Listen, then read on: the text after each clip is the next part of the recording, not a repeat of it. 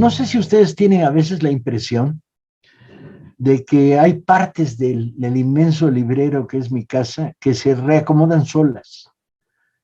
El hecho es que te quedan dos posibilidades: o pensar que hay el fantasma de los libros que trabaja para ti, o que de alguna manera, como los has estado ordenando de vez en cuando, ha hecho que se acumulen en una esquina del librero, ciertos autores o ciertos títulos. Y yéndome hacia atrás, descubrí que hay un área que me ha interesado sistemáticamente, y aproveché para un libro que no había leído, sacarlo y ponerlo en orden. Pero el descubrimiento fue más allá. El descubrimiento fue que se había ordenado en el librero. Se habían ordenado escritores españoles, novelistas, de una época en que la literatura en España estaba de capa caída y la poesía brillaba.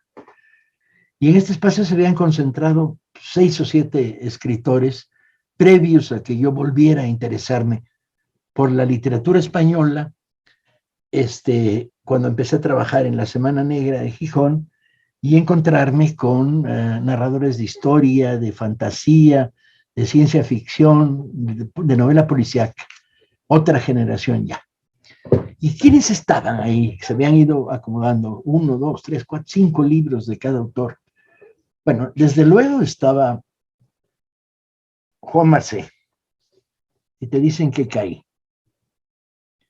Una de las novelas que en sí mismo era una novela, un narrador nacido en el 33, niño de posguerra, que había escrito una historia fascinante, ¿no?, sobre la Barcelona de mediados de los años 40.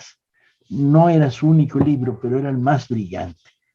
Si te dicen que caí, es un libro que sufrió todas las puñaladas que le pudo dar la censura franquista. Prohibido,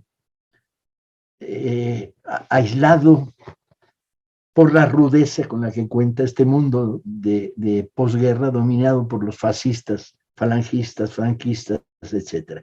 Y contado con la gran virtud de Macé, que es el barrio y los niños. Curiosamente, por razones extraliterarias o muy literarias, el libro fue prohibido en España, ganó un concurso, no pudo publicarse y terminó publicándose en México. Y muchos años después se hizo una edición que prosperó, del Fondo de Cultura Económica, esta que les mostraba. Resulta que encontramos almacenado en las bodegas del fondo en Madrid un número importante de ejemplares que no se habían vendido al paso de los años porque se habían puesto un precio por encima de otra edición española que había del libro. Afortunadamente, pueden encontrarlo en las librerías del Fondo de Cultura a un precio muy barato. No sé si costaba 100 pesos. Alguien me desmentirá y escribirá al pie de este libro. Y la novela es excepcional.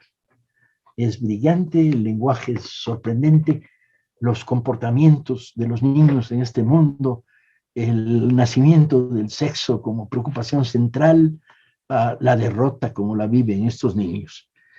Pero no era el único que estaba en esa esquina del librero. Estaba, desde luego, todo Jorge Semprún. La algarabía, la autobiografía de Federico Sánchez. Semprún, exilado y activista desde el exilio del Partido Comunista Español,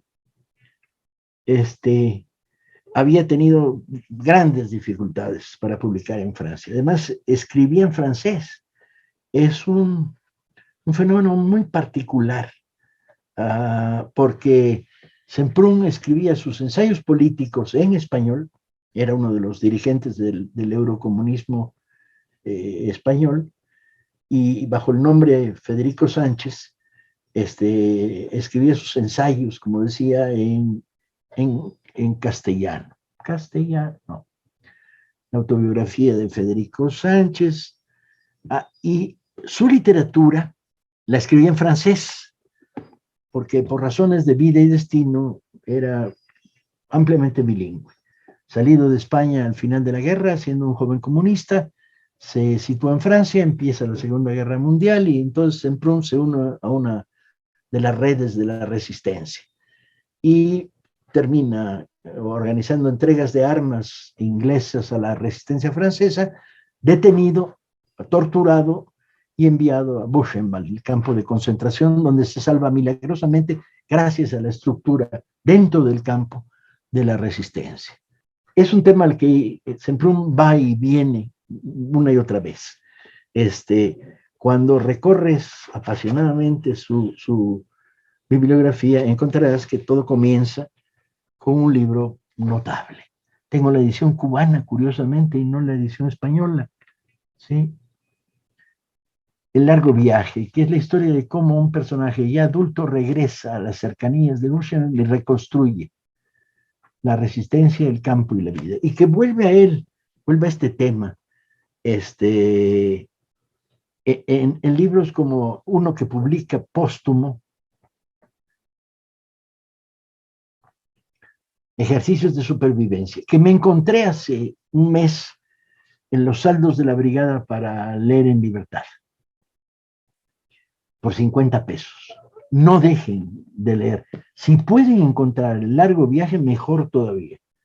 Pero si no, este libro, Los ejercicios de supervivencia, es un recuento de la militancia en la izquierda francesa, en la resistencia, la captura, la tortura y el destino en el campo de concentración. Y ya haciendo mi felicidad absoluta al tercero de los novelistas que me han apasionado de esta etapa, que es Raúl Guerra Garrido, Premio Nacional de Literatura en el 76 y autor de decenas de novelas, de las cuales esta, La Gran Vía es Nueva York, publicada en su día por Alianza, me parece genial, donde cuenta la Gran Vía de Madrid a través de momentos diferentes de su vida, a través de las plazas, las anécdotas, y emocionante. Son 3 libros, Largo Viaje de Semprún, La Gran Vía es Nueva York de Guerra Garrido, y Si te dicen que caí de Marcé, que me han parecido a lo largo de mis días y mis noches fascinantes, cautivantes, brillantemente escritos. Es curioso, una época marcada por la ausencia de grandes narradores, en los años 70, la aparición de estos 3 brillantes personajes de la literatura en español. Semprún, lamentablemente ya muerto, pude conocerlo afortunadamente durante una semana negra y conversar largo con él. Marcelo lo conocí cuando era muy joven, era amigo bastante cercano de mi padre y celebré enormemente y recibió el premio especial del director de la Semana Negra, La Gran Vía es Nueva York, de Raúl Guerra Garrido. Ahí se los pongo. Y díganle al que les cuida a los libreros que les haga el favor de vez en cuando que me hizo a mí, que es poner en orden ciertas cosas que son como las pistas que dejan los ratoncitos de Cenicienta cuando dejan miguitas por el camino, o bueno, siempre digo, uso las metáforas equivocadas, pero la realidad es esa para llegar a un libro, otro libro, un tercer libro.